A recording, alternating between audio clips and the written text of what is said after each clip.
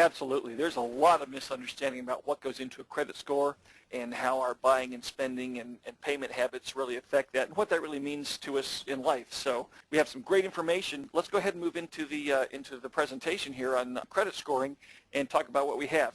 That'd be great. Today we're going to talk about the facts and maybe what you can do to improve your score, what goes into a score, and let's get right to it.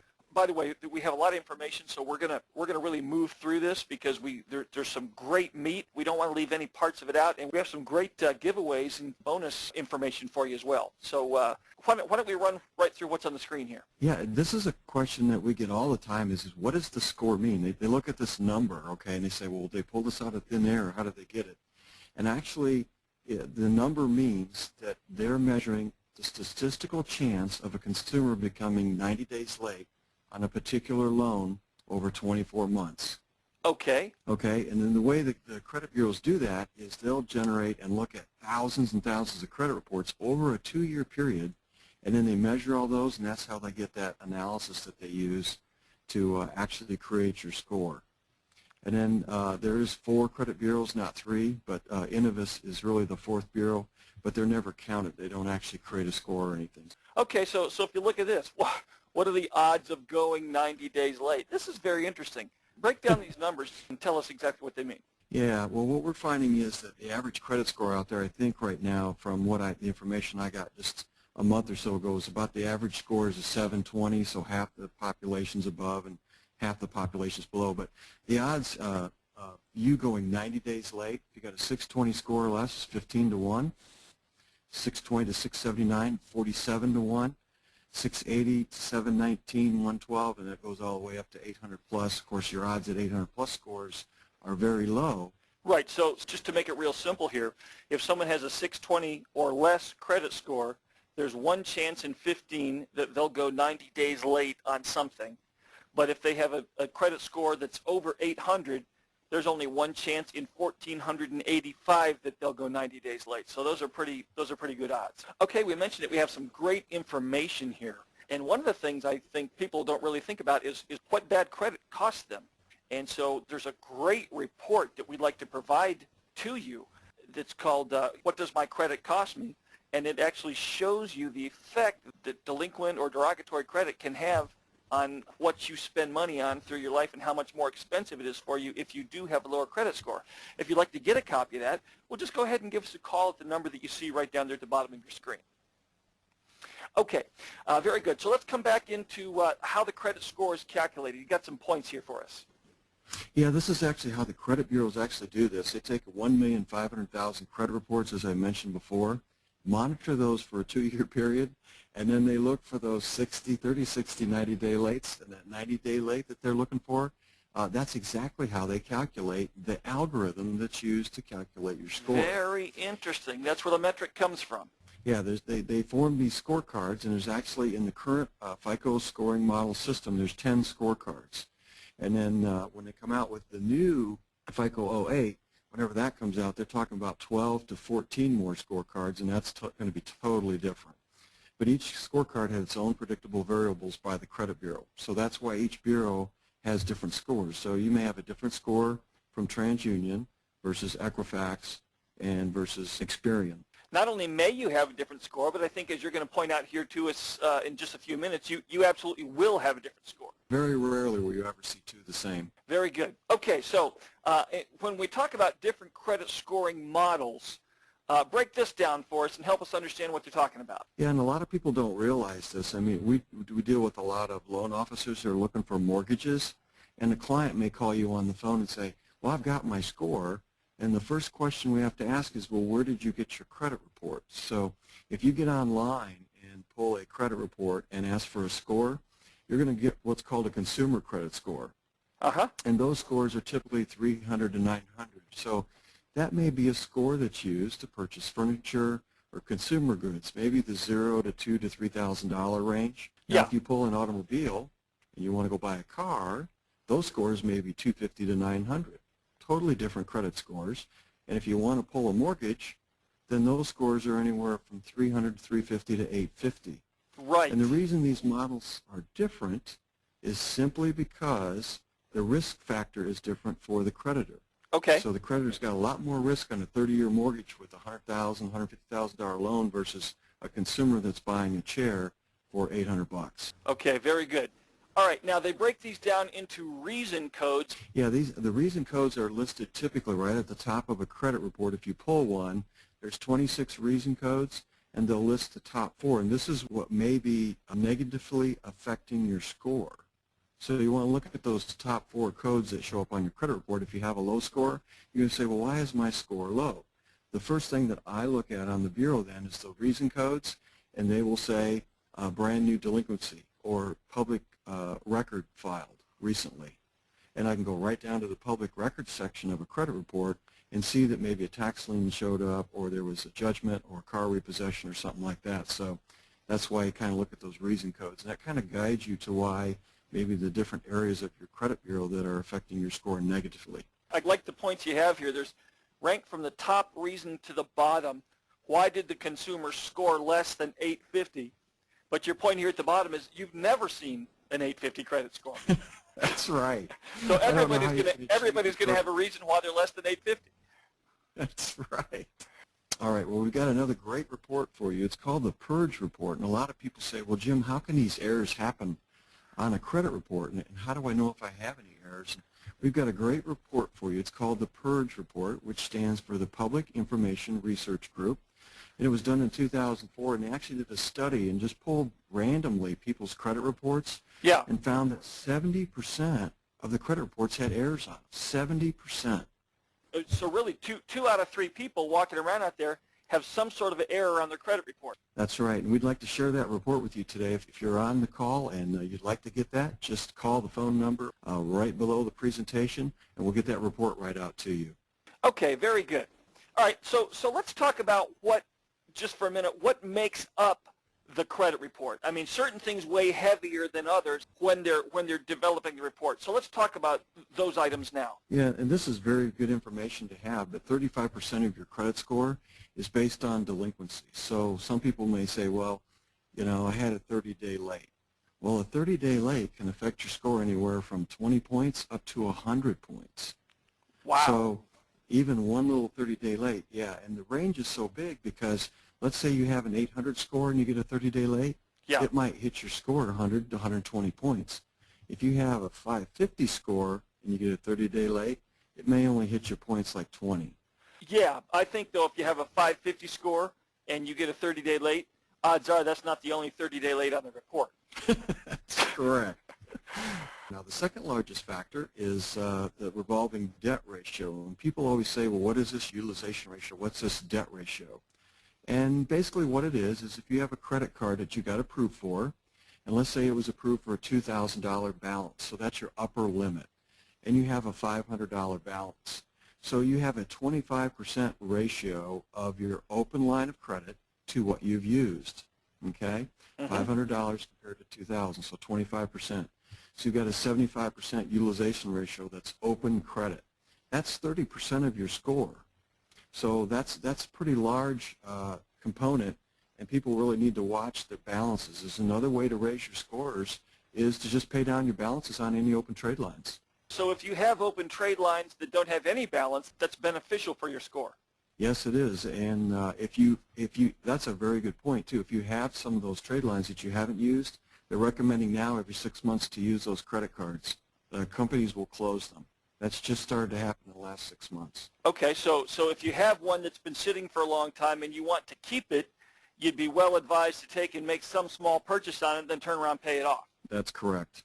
All right, so next we see the average age of a credit file. Explain how this comes into play. Yeah, this is 15% of a credit score, and you don't need to worry so much about the positive items on a credit report. They will stay on your credit report ad infinitum, so they'll be on there forever. But the age of those, so let's say you've got a credit card that you've only had for a year, but you've got another credit card that you've had for 5 years, and you decide to close one of them. And we don't recommend that, but if you did, you would definitely want to close the one that you've had the shortest period of time. So, but that comes in, it's about 15% of your credit score. Okay, so let's put this in layman's English here. I have 2 different credit card accounts. Each one has whatever, a $3,000 balance or a $5,000 balance, but one of those accounts is a year old and one is 5 years old. If for whatever reason I wanted to get rid of one of them, in terms of my credit score, the 5-year-old account is worth more to my credit score than the 1-year-old. That is correct. Okay, that's a very interesting piece of information. Okay, mix of credit. Talk about this. Yeah, the mix of credit is 10% of your score, and we got another slide on this later, so I won't spend a lot of time on the mix of credit. But just know that revolving, installment, mortgages, automobiles, we got another slide we're going to show you, but it's about 10% of your score. Okay, then the last component of what makes up the credit score is inquiries, and tell us how that affects the score. Yeah, inquiries are about 10% of a score, and if you don't know what an inquiry is let's say you want to go out and buy an automobile. They'll actually be pulling your credit at the dealership typically and looking for those loans for you. And every time that is called an inquiry, it's a hard hit on your credit report, and that's called an inquiry. Typically 2 or 3 inquiries are okay, is what the credit bureaus look for. You get over that, and then it'll start hitting your score. But it's about 10% of your score, so you want to keep those down if you can. Okay, so certain types of inquiries are detrimental to your credit score, and as we're going to find out here in a few minutes, there are some inquiries that are not detrimental and that you can find out about your score without causing the actual score itself to drop.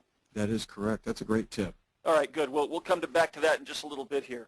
All right, so just to kind of review here, the credit scoring components, this is fascinating in terms of how all this stuff stacks up because, frankly, I didn't completely understand this. So the first part, we had past delinquencies, we had debt ratio, we had the age of the file, which I thought was a key component that most people absolutely don't understand, the mix of credit, the types of credit that you have, and then the inquiries. And when you look at them all together like this, a couple things jump out here that are worth paying attention to. Yeah, I think the biggest thing that we try and discuss with people when they're looking at their credit report is those first 2 items are 65% of your score. Yeah. So if you're going to get on there and you really want to work on your credit or maybe get your score up, you need to keep those past delinquencies down, those 30, 60, 90-day lates, and the more they age, the higher your score will go. Yes. And you really want to pay down the balances on those credit cards or those debts that you have, and you'll see your scores come up. And, you know, really, when you look at it graphically like this, it helps to bring things into focus, but as you explain that, really, I mean, it's only common sense. If you talk, well, let's see, how do I build my credit score? Well, cut down on my delinquencies. Okay, well, that means you pay your bills on time, right? And, correct. And also pay them down. Okay, so now you don't have stuff that you're paying on, and the stuff that you do have is being paid on time.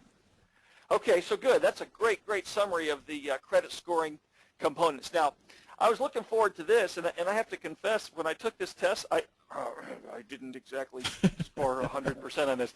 So let's go through this kind of one at a time. We'll take a look at this. So, okay, closing my used credit cards will improve my FICO score. I absolutely would have checked true on this, but the real answer here is false. Yeah, the unused credit cards, if you guys close those, as we showed on the slide previously, what you're doing is you're decreasing your debt utilization ratio. So let's say the card had a $5,000 upper credit limit. You just took that away, and you took away the history, which is 10% of your score. So you automatically took 2 components of the scoring model right out of your algorithm. Right. So in the same way that delinquencies are good not to have, history is good to have. So when you close those up, it's like ripping up and throwing away the good stuff I've done. You don't have that anymore, and now they don't have that to look at. That's exactly right. Okay, the next question. My FICO credit score should be the same on all 3 bureaus. Okay, well, I did know that one. That answer's false. And you spoke about the reasons for that just a little bit ago, because they all use different models. Yeah, exactly. They all have their own little models. Okay. When I get married, my credit report is merged with my spouse's. Well, see, actually in our house, that's been kind of a little point of fun because, you know, we'll kind of go back and forth when we, you know, the different times we've bought properties and whatever, we've taken a mortgage out for that. So it's always fun. We kind of get a little one-upsmanship, my wife and I, on who's got the better credit score. But because of that, I know that this question here, that would be a false. That would be a false answer. That is correct. A lot of people don't know that, but Yeah, the only thing that you're going to be reported on is what you've signed on as far as a note with any creditor. Okay. And then checking my own credit score will create an inquiry at the credit bureau, and that will lower my score. Well, as we just spoke, you mentioned that you don't want these hard inquiries because too many of those can lower your score, but that's not always true, and because of that, this answer is false. Can you go ahead and explain why this would be false? Yeah, a lot of people don't realize there's what's called a hard inquiry and a soft inquiry. So if you go out and apply for a mortgage or a car or a furniture loan, the creditor will pull your bureaus, and that's what's called a hard inquiry. Now, those will probably hit your score. The last we knew, about 2.87 points per inquiry that you make, up to a 10 or so, and then an algorithm kicks in and it goes down. But there are hard inquiries and soft inquiries. Now, if you get online and you go to one of the thousands of companies that are online saying, get your free credit report, those are typically soft inquiries, and you are eligible to get a copy of your credit report free every year. We're going to talk about that in a minute. But those are soft inquiries, and those don't hurt your credit score. Okay, very interesting and good to know. I've actually resisted going and doing those because I didn't want to drive down my score. So now I know that won't affect me the way that I thought it would. And the last one that we have here, my annual household income is part of the calculation of my FICO score. I would have said that was true, but again, as we come through here, we find out, nope, that's false. Yeah, all those things that we saw in the pie chart earlier, that is all that's used to calculate your scores. It has nothing to do with your income. See, I would have thought at least that in figuring what your debt ratio is, it's like your debt-to-income ratio, but it's really not the debt-to-income ratio. That's not how they look at it. That's exactly right. Okay.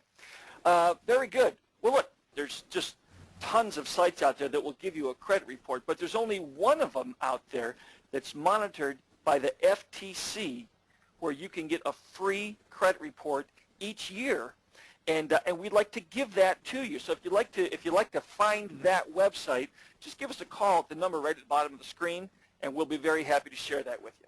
Again, that's for the only site that the FTC monitors where you can go each year and get a free credit report. Okay, now here's something that's fun, and this is made even more fun. Somehow the lottery's more fun when you don't win, even if you know somebody who did. That's right. Right? So Right. we got a buddy, Pat, who actually went to this site, and darned if he didn't find $600 that belonged to him. And talk a little about this. Tell us what it is. Hey, this is just a free fun tip that we'd like to throw in here. It's called missingmoney.com, and there's some of these sites out there, and they'll try and get you onto the site, and they charge you then. They'll say, well, you might have some money out here, but we're going to charge you to do it. But this one's actually free, and this is just a fun site. But just jump on this site, www.missingmoney.com, and put your name in and the state that you live in. I even checked my parents. My father's deceased. I checked his account. There could be insurance policies out there, all different kinds of securities information. That could have been from a 401k. Yeah. They could be sitting out there with your name on it or a relative's name, and this thing will do the search for you. And if there's money there, you can claim it, and Ralph, they send it to you. This is great. Okay. Yeah. Before we go to the next slide, hold on. I got to write this one down. Missingmoney.com. Okay, so that's a fun tip, and you want to write that site down and swing by and see if there's anything waiting for you. That'd be great. Okay, so coming back to the conversation about the credit scores, talk for just a minute here. I mean, does everybody have a credit score? What do you have to have in order to have a credit score? Yeah, and if you've got young kids coming up and they're just establishing credit, they may not have a score. And here's the other side of the coin. I've seen retired people who have paid all their debts. Their houses are paid, their cars are paid, and they're paying cash for everything. Yeah. They will not have a score. Okay. And the reason is, unless you have an account that's 6 months older, not reporting, then your score will actually go to 0, and it says NA on your credit report. Okay. So you may have a history of excellent credit, but if you don't have anything reporting on there, then your score is going to go to NA. So, you definitely want to have something on there once in a while. Get that credit card out and use it. Go buy gas or groceries or something with it and pay it off, and your score will just pop right up. And the other thing I'll point out is that your credit score is actually like a snapshot in time. And so think of it as you took a camera and took a picture of the moment in time. So if you take a picture and you can change the picture, then you can change your score. And it's that easy, basically. You get one item reporting on that credit. All that history from 20 or 30 years worth of paying on time comes into the snapshot. The algorithm kicks in, and boom, you got a score just like that. And, you know, really that sort of gives hope to somebody who's out there who maybe has been through a difficult time. Having reviewed credit scores for years, you could look at someone's credit score and tell when they had some significant life event. You find somebody that had paid things perfectly for a period of years, and all of a sudden, bang, everything went right down the garbage. And then when speaking to them, you find out, well, my spouse became sick, my child became sick, I went through a divorce, I got laid off, our company went bankrupt. Whatever the thing was, you can tell, and here's these glaring trails that are left on someone's credit report that give really big clues about what's been going on in their life. So if that's happened to you, I guess the point that Jim is making here is that that's not the end of it. That's just a snapshot, and you can change what that is now into what you would like it to be in the future. The third point down there, though, you do have to be alive to do that. Okay? That is correct. Okay, very good. By the way, I heard an interesting statistic at one time. I had a company tell me that a person who has no credit score, this company applied a score of 555 because as models were at that time, and it was in real estate, a person with no credit score behaved in payments, in making payments, most closely like a person with a 555 credit score. Oh, that's interesting. Yeah, isn't that something? Okay, so let's give you got some tips here that are very helpful. Let's run through these real quick. All right. Revolving accounts and installment accounts. So if you have a credit card, that could be a revolving account. If you have a car payment or something like that, that's an installment. The revolving accounts are weighted heavier, so you want to make sure you have a nice balance of revolving and installment accounts on your credit report. Hey, would an exception to that be mortgages? Because the reason I'm asking that question is because, maybe it was only because it was mortgage companies that were looking at it, but if they looked at a credit report and, mortgage lates were graded more harshly than virtually any other kind of late on the credit report. Is that only because it was a mortgage company? Yeah, if you have a mortgage late, typically those are weighted a little bit heavier just as the scoring model is because that's a longer term debt and a bigger debt. So the creditor is at a higher risk, and that's usually the biggest thing that you've got on any credit report is a mortgage. Okay, but as a general rule, revolving accounts are weighted more heavily than installment accounts. Correct. Okay, good. So yeah, we're going to talk about we've got another slide that we're going to talk about the mix of mortgages, cars, credit cards, and all that. Okay. This next point here is very interesting. Go ahead on that one. Yeah, we've got a new problem that's just cropping up right now. As you pay off your credit cards, the banks, because of the new credit card laws that were just passed in February, we're seeing the banks now closing either the limits of your cards or closing the cards altogether. So we've had numerous people calling our offices saying, I had a $25,000 limit on my card. I've had it for 10 years, and I only have a $2,000 balance, and they're chopping their upper limit down to $5,000. And as we showed in that pie chart, that's 30% of your score, that utilization ratio. Yeah. So we had a couple people, their scores dropped 50, 60 points, and there's not a lot you can do right now with that. That's totally up to the creditor's discretion to do that. So that's a problem right now that's showing up with some of our clients. Now, you know what, though, in all fairness to the banks, they've really been taking a beating over their previous lending practices, and frankly are being blamed for much of the situation that's going on right now in the credit markets where people are overextended because credit's been so easy to get. So this is something to be aware of. Yeah, and remember, these are all tips for you guys to get your scores up. But just be aware that some of the credit card companies are doing this. The next tip is just pay those balances down to close to zero as possible so that they're still open and active, but you maximize that utilization ratio. So that's key.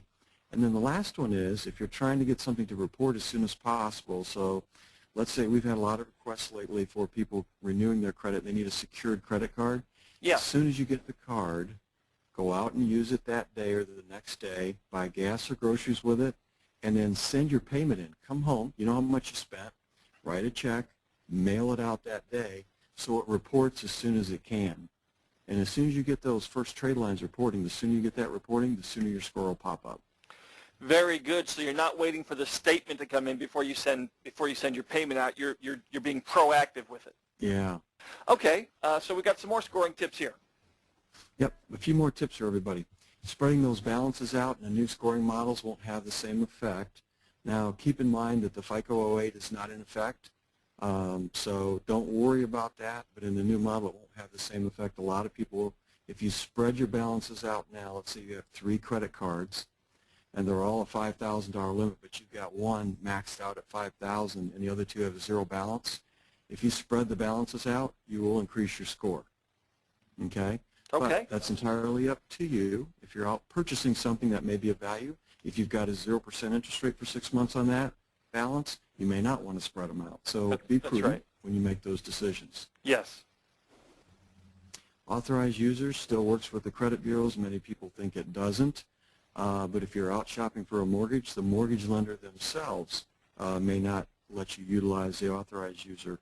And an authorized user is, let's say that you're a parent and you want to establish some credit with your children. You may say, I'm going to give them my Shell credit card, and I make them an authorized user on that card. They will actually, you can make a phone call to your bank for a credit card or a gas card. They will send your child that card, and it will report. So all that history that you've had on that card automatically shows up on your children's credit report. They get credit for your good payment history. That's exactly right. It'll show up, and you could see a score boost or an immediate score show up, and they may have 2 years worth of payment history on there because they're an authorized user. So just be aware that that's out there. Okay, good. Credit bureaus can report a 30-day late if it's 1 day past due. So just keep in mind that typically a 30-day late is 30 days late from the day that you owe it. And it's up to the bureaus and the creditors to when they want to report it. So if I've had people call, I had a guy that had a consumer loan, and he had been purchasing, it was Best Buy's, been a great customer for 10 years, and he had a 30-day late and was trying to get a mortgage. I said, why don't you just call them and ask them if they'll take it off. They can see you've been a great customer. You've spent a lot of money with them. He did that, and the guy was happy to take it off, and they took it right off, and his score popped right back up where it was. Wow. Ask and you shall receive, right? Yeah, so sometimes you got a good payment history with the creditor. They're very kind and nice about just removing that 30-day late. No, this one is very interesting because this happens all the time. A lot of times people will say, well, go pay off that collection, the tax lien, and it will not increase. Doing that will not increase your score. Many people think it will because you're saying, well, I got this collection. Let's say it's a medical collection. We see those all the time. And let's say it's 2 years old. So it's on your credit report. Remember we talked about credit history. Well, that item now is dated 2 years old. So the date of last activity on that account, it has 2 years old. So it's hardly even affecting your score anymore. Let's say it's just a little $100 medical bill. So you say, okay, I'm going to go get a loan. The mortgage guy said, oh, go pay off that collection. We're going to have to pay it off anyway. And then you go pay that off, your credit score will go down because you've updated the date of last activity. Number one, it makes it look like a brand new collection because they're going to update it to today's date. And number two, you just re-engaged the 7-year reporting history on that collection. So it's going to stay on your report for another 7 years, or it can stay on your report for up to 7 years, that collection. So you've actually updated the account, and it's going to hit you like a brand new collection. So instead of helping you, it has exactly the opposite effect. That is correct. Now that is a very interesting piece of news. Yeah, what we recommend is pay it at the closing. If you're going to buy a house or something, just arrange it with the title company, if you can, to pay that at closing. Oh, all right. So the person, you know, you're doing the right thing. You want to pay it, but you pay it at closing after you've been all the way through the credit gauntlet, and it doesn't hurt you. Correct. Okay, very interesting. We've got right here, we got another great giveaway, and one of the very common things that we hear about all the time, we've seen commercials, some creative commercials on TV, is identity fraud. And there is a great new service that will actually help you monitor your identity, your credit identity, your financial identity out in the market. And Jim, correct me if I'm wrong, isn't that a free service? Yeah, it's a free service, and actually you could jump on board. And identity theft is the #1 white-collar crime in America today. Yes. So we're seeing more and more people with identity theft. And so, so what this service will do, it's a free service. It will help you track your identity, see if it's been stolen, or give you other pertinent information about that. We'd like to share that with you. It's yours for free. Just give us a call at the number you see right at the bottom of the screen, and we'll pass that information right over to you. Okay. Now, you were talking earlier, Jim, about the types of accounts and how they can affect your credit score. And so you've got some information here that I think is very helpful. Why don't you run through that? Yeah, just a few other tips for everybody on the call today. Secured and unsecured credit cards score the same. Some people think that they don't, or let's say you've had a bankruptcy and you had to go get a secured credit card, and it basically means that you're securing the line of credit. So if you get a $200 secured credit card, you probably sent that creditor or that bank $200, then they give you a credit card with a $200 limit. So yes, some people think those may score differently, and they don't. I thought they scored less. Yeah, and they actually don't. The ones that we tell people to get on to help reestablish credit, you can't even tell it's a secured card when you get it. There's nothing on the card that you can tell that this is any different from any other Visa or MasterCard. Okay, very good. Helpful to know. They score identical. So don't worry about that if you've been through a financial crisis and you're rebuilding your credit. Visa and MasterCards, department store cards, score the same. So if you're shopping in any of the retail outlets, the Best Buys, the Targets, any of those national chains, they all score the same whether you've got a Visa or whether you've got a MasterCard. So those score exactly the same. Okay, good. Joint accounts on credit cards are not a good idea unless you need it to get approved. Okay, and I hate to bring this up, but we've got divorce in our society right now is over 50% of the U.S. population. It's a hard and what stat. happens on a joint account after a divorce is, sadly enough, even though one party may say, I'm going to take care of that credit card as my responsibility, if you both have signed for it, even after divorce, the creditor can come after both of you legally because at that time you both signed the note that you are responsible for it. So let's say you get a divorce and the spouse is responsible for a $10,000 credit card as part of the settlement, but they go and file bankruptcy. Well, they're no longer going to get chased by the creditor. You are. You are. So wow. This is just a little tip. And you don't even want to think about that probably when you just get married. But when you're buying a house or a car, it's a joint account, probably not a big idea. You may want to keep the credit card separate. I'm not saying for that reason in particular, but unless you're reestablishing credit, there really isn't any reason for you guys to sign up together on those accounts. Very interesting. Yeah, when I was looking at that joint, I thought perhaps you meant, a parent and a child or something like that. But you're actually talking spouses, really anybody. Yeah, exactly. Okay. Talk to us about American Express here. Yeah, American Express is a little bit different because a lot of people use American Express for business expenses and they pay it off every month. The American Express card is like a revolving account. And your limit on an American Express is going to be the most that you've ever spent on it. So when you get that American Express card and you spend $2,000, that will be your upper limit unless you ever spend more than that on American Express. The other thing you need to remember, let's say you're going to go out and purchase a home, and this is a business account, this American Express card, and let's say you typically charge $1,000 to $2,000 on it. You want to make sure that you pay that card down or off so it reports as a zero balance when you're going to go apply for that mortgage or that car loan. Because many people will wait till it comes in, they'll go apply for a mortgage, and lo and behold, there's your American Express card maxed out, and you don't even think about it at what cycle it's in when it's reporting on your bureau. So if you have control of those, very prudent to go ahead and pay those off a month or so before you go in and apply for one of those big mortgages or a car loan. Wow, that's really helpful. I hadn't thought in terms specifically of American Express. You tend to think of it, well, it's just another credit card, but it really behaves differently. So that's very important to know. Now, you had spoken earlier back when we were talking about the components of a credit score and the things that make up the score. You reflected here on the scoring the effect by the age of the account. So you've got some great bullet points here. Why don't you run through those for us? Okay, real quick. The older the account is, of course, the better because it's more history. The historical data was 10% of the scoring model. So, you know, if you've got something that's 5 years old, it's going to, you know, give you a little bump on your score. Don't close the old credit cards. It'll help your utilization ratio. Again, remember that upper limit of open credit that you have on your credit report. That's important. That's actually very, very big. It's 30% of your score. And we're recommending now, if you've got old credit cards, use them every 6 months. Go out and buy something and pay it off.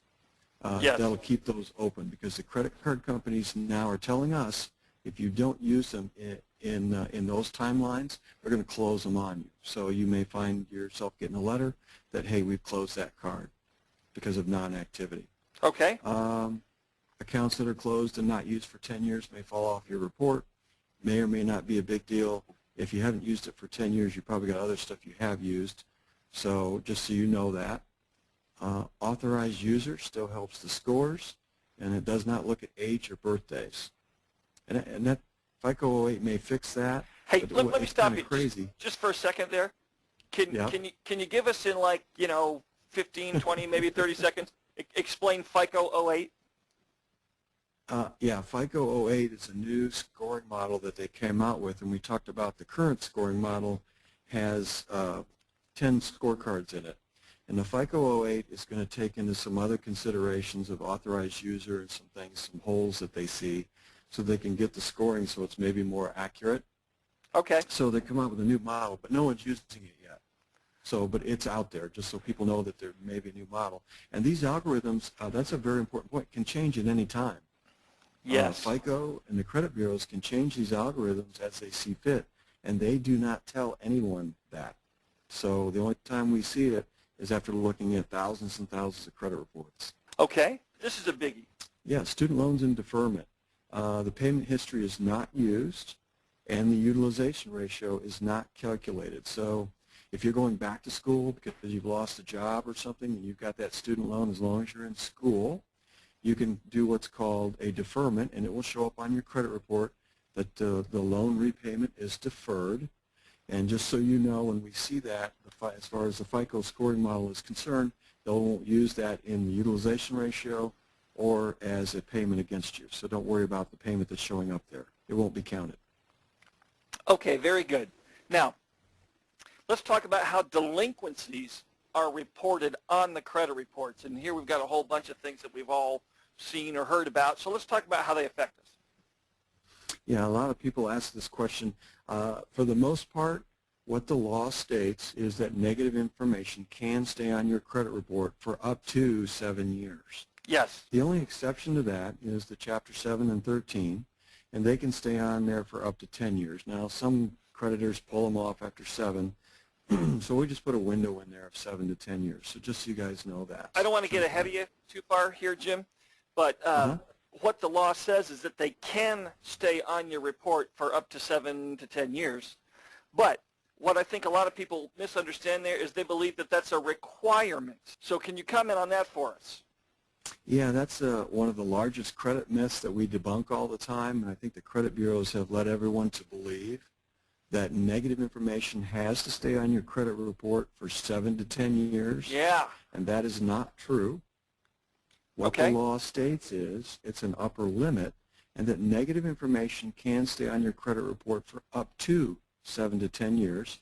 Negative information doesn't even have to be reported on your report and can be removed by the creditor anytime they wish. Huge credit myth. That's very, very big to know. Okay, so let's come back to your list here and run through here. You're starting to talk about tax liens. Yeah, the other items on here, I just wanted to list them all because some people think they're different. They're almost all 7 years. You know, they can stay on there to negative information for up to 7 years. Inquiries typically show up on a credit report, and they only show it 2 years, and only the last 1 year actually counts against you. A lot of people don't know that. So they'll show you 2 years worth of inquiries, and let's say you've got 40 inquiries. Yeah. If you go back and look at the last 6 to 12 months, that's the only ones that's going to hit your score. So just so you know that. That's very important to know. All right, so now in terms of inquiries, you talked before about hard inquiries and soft inquiries. So you've got some more information for us here. Why don't you run through this for us? Yeah, the credit scoring models are being used now by insurance companies where they weren't in the past. So in the last 3 or 4 years, we're seeing the insurance companies pulling your credit scores now to set your rates on your car insurance and your homeowners. So those are called soft pulls, and those do not hurt your scores. So just be aware of that. Your personal inquiry, if you get online and you go to myfico.com or one of those places and you do happen to get your credit report off there, those are most of the time soft inquiries, and they're not hurting your scores. We call them a soft pull. So just be aware that you may see those on your credit report when you're looking at them. And if you're saying, oh my gosh, there's 2 pages of inquiries, you need to distinguish between a hard inquiry and a soft. So those aren't hurting your scores. Okay, good. We talked a little bit about the hard inquiries. The latest information that we have is around the first 10 hard inquiries on your score will hit your score about 2.89 points, and then there's an algorithm that used over that that kind of goes down a little bit. And of course, this is a changing thing, but this is the latest information that we have just by monitoring that information. Okay, so if we throw this into, if we put this in English just for a minute, if your first 10 scores affect your credit at 2.89 apiece, just for the sake of conversation, say 3 points. So if you've got 10 hard inquiries, that could adversely affect your score by 30 points. That is correct. Okay. All right. This next one's a biggie because all the time while we were, when we're writing loans and we're checking credit and things like that, somebody will tell a horror story about they went to shop for a car and they didn't know the guy was going to send their credit out and it got pulled 12 times. Yeah, that's exactly right. Shopping for a mortgage or an auto loan, the system is supposed to combine all those and count those as one inquiry. Within 45 days. Yeah, for 45 days since you did your first mortgage pull, if they're shopping your mortgage and they pulled it 5 times in that 45-day, they're going to count that as just one pull, and the same for an auto loan. It just counts as one pull. Okay, but this is interesting. The next point you have here, though, is that while the autos would be one pull and the mortgage would be one pull, if you've got mortgages and autos, that would be at the very least considered 2 different pulls because those are separate types of inquiries, apparently. Yeah, that is correct. Yep. Okay, very, very good. All right, so let's talk about then a healthy credit mix. If we're looking at really building up our score, let's kind of bring all this stuff into focus. What can we do? What should we be aware of to create a good credit score and a healthy credit mix? Yeah, here's kind of what we've seen over time in working with people's credit reports: 3 to 5 revolving accounts. And we don't want people to get too caught up on this. I'm more of a 2 to 3 person on the credit cards if you don't have any. I don't think you need more than that if you don't have a lot of credit. 1 or 2 auto loans are okay, so typical family, 1 to 2 car loans. 3 or more start to hit your scores a little bit because they're going to say, well, why do you have 3 or 4 or 5 automobile loans on there? 1 or 2 mortgages are okay. You will see your mortgage scores go down a little bit if you're an investor. So if you've got 3, 4, 5, 6 properties, you're going to see those start to hit your scores. Inquiries, we talked about that already. 3 to 5 per year is what the credit bureau would deem as normal. You went out and shopped for a car, you may have bought some furniture, or you applied for a credit card or something like that. 3 to 5 hard inquiries. Yeah. Yeah. Okay. They consider that kind of normal. And remember, those drop off every 12 months, so those aren't a big deal, but that's how it affects your score. And then remember, the algorithms are a secret. So we just mentioned this in the last slide. They can change these at any time that they wish. They can change how much the scoring is hit by different negative items on a credit report. So the only way we see it is by looking at these reports, day after day, and thousands of reports. See, that's very interesting. So the credit bureaus don't come out and go, okay, everybody, here's how we're going to figure out your credit score, or this is how we're going to calculate it. All that stuff is kept under lock and key, and it's only by looking at thousands of reports, Jim, kind of like you do, that you can sort of come back and interpolate what the rules are and how they're doing it and what behaviors they, how they score that. Yeah, that's exactly right. So there's really no way to tell. You just need to do, what you feel is a healthy mix. And Ralph, like you said, the bottom line is just if you're making your payments on time and you're paying your balances down, you're probably going to have a healthy credit score. Right.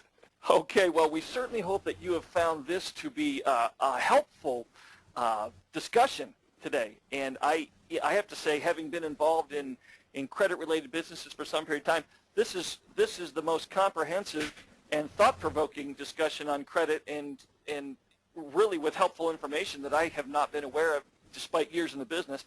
And so I really want to thank our guest, Jim.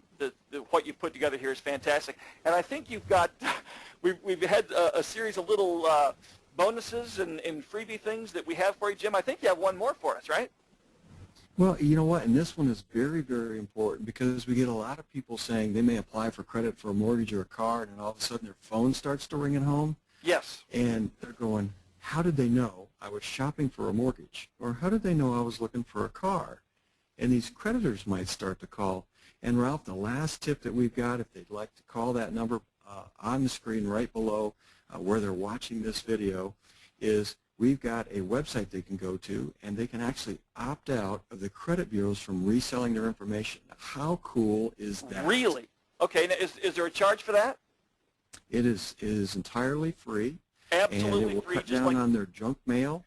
And wow. I'm telling you, it's probably one of the better things that they could do. But very important tip, it's for free, and I just want to thank you for having me on today.